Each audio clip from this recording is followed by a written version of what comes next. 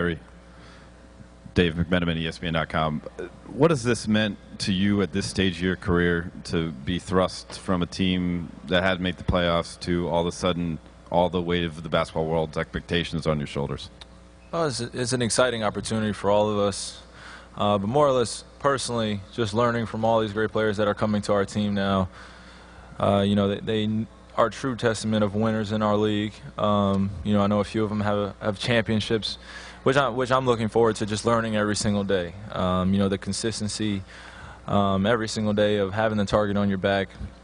You know, the past 3 years I've been chasing most of these guys on their respective teams, chasing championship teams, and now that you know, all these expectations, all this you know, kind of sort of say hoopla of everything around our team is you know, it's a lot of it comes from the players on our team, and I mean, I'm completely fine with it. I'm just looking forward to getting started every single day and playing against the best and doing what I love every single day with you know, with these new group of guys. You know, it's going to take some time for us to get to know one another, but I'm looking forward to the journey and the progress of that.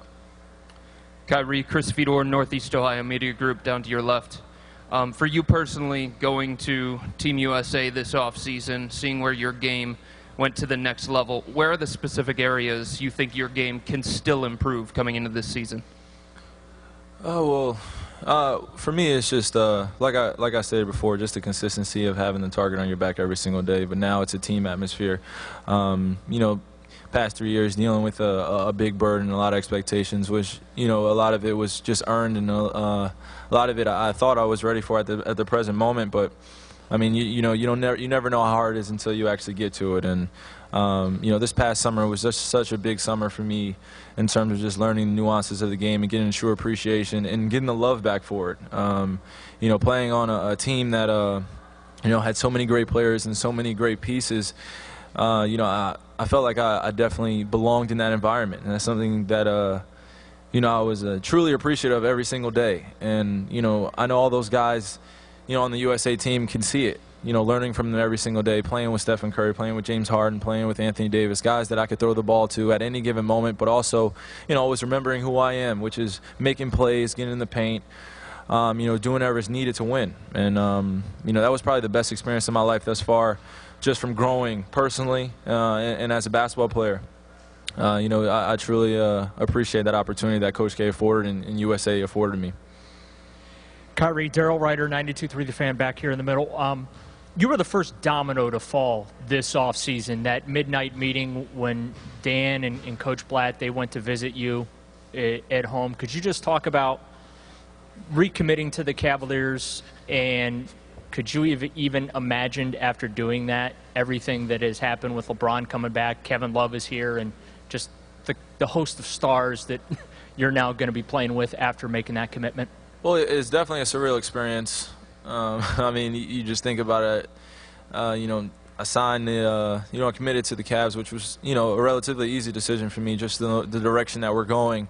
And then on July 11th, LeBron commits back, and then a month and some change later, you know, K-Love deal happens, and you know, then I'm overseas, and you know, we're getting new players, and it's just it's crazy. And like I said, it's a surreal experience because, you know, all these guys that are on the team now, I've watched them for a long time. You know, whether you know, studying film or just watching countless hours of what they do well.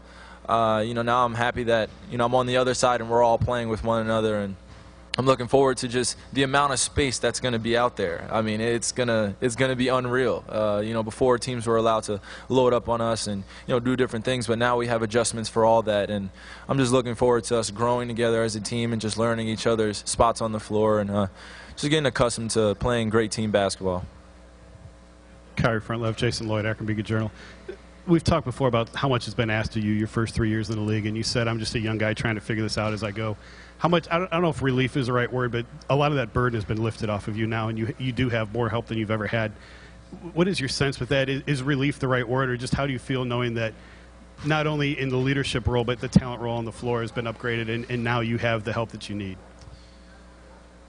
I mean, like I said, it was more or less was just earned. I mean, the amount of, you know, pressure, expectations that were put on my shoulders, which I'm okay with. I mean, looking back on it, you know, looking back on my third year, it didn't go as well as I planned, but I'm okay with that. I mean, I'm okay with learning from my mistakes last year, all the things I did well and all the things I did kind of terrible at the time. I mean, like I said, I am a young guy still figuring it out. I was in the locker room and look around, and somehow I've become the youngest on the team again. It's a it's a weird feeling, but I'm truly appreciative of of what management did this summer and all the pieces that's added, because it's just going to make my job that much easier. And regardless of what people were saying, how my role is going to change and all the scoring.